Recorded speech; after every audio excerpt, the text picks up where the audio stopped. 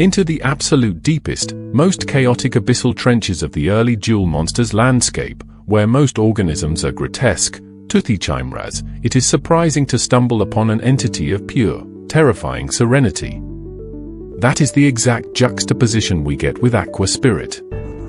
She stands out completely because her design rejects the typical high fantasy monster tropes, leaning instead into an uncanny, ethereal biomechanics. If you look closely at her visage, she doesn't possess normal human anatomy. Her epidermis features a striking, pale mint green or olivaceous tint, a subtle physiological marker of her non-mammalian, aquatic nature. Then you notice the cranial structures. Those aren't human ears, they are delicately ribbed, pinnate webbed fins capable of detecting hydrostatic pressure shifts in the deep. Her short, lavender-tinted hair neatly frames a face that feels almost entirely devoid of mundane human emotion, projecting an enigmatic, stoic neutrality. Behind her trails a magnificent, billowing veil that looks less like fabric and more like a localized stream of laminar water flow, suspended in mid-air and beaded with shimmering condensation. Its fluid dynamics masquerading as fashion, making her look absolutely dripping, literally and metaphorically. Her personality isn't loud or aggressive, she radiates a clinical, hypnotic tranquility. While the background of her domain churns with a violent, turbulent vortex of deep cerulean bubbles, Aqua Spirit remains utterly unbothered, anchoring the chaos.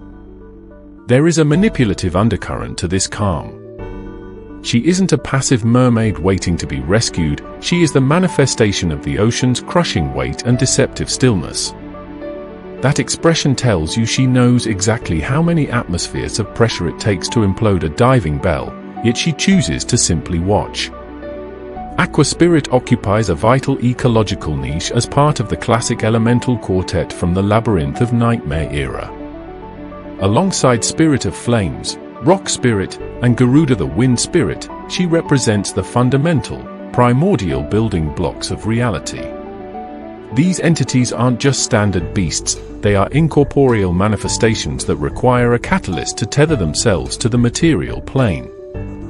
The lore hints that they literally consume the remnants of fallen creatures to manifest an organic recycling system of the cosmos. Her narrative footprint expands significantly when you spot her collaborating across the card art universe.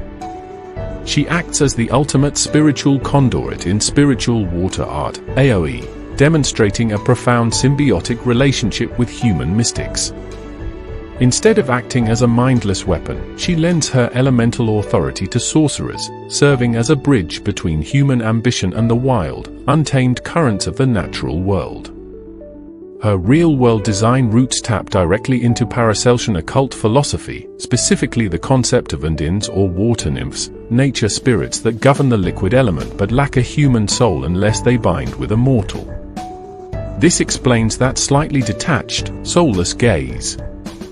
Trivia buffs might also remember her breaking through the cardboard barrier to appear as a living, sentient entity in episode 147 of the original anime, and later showing up in the GX series during the high-stakes Amnal duel, proving she's a recurring staple of the spiritual underworld.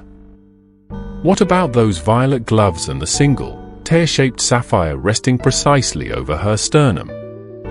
Why would an aquatic spirit wear gloves?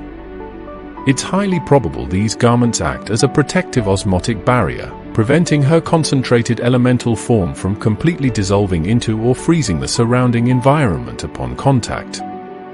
Alternatively, that central jewel isn't jewelry, it's an arcane inhibitor core. It's entirely possible Aqua Spirit is actually a royal defector or a bound captive from the deep Atlantean or Mermail empires, stripped of her full abyssal power and locked into this localized, docile form.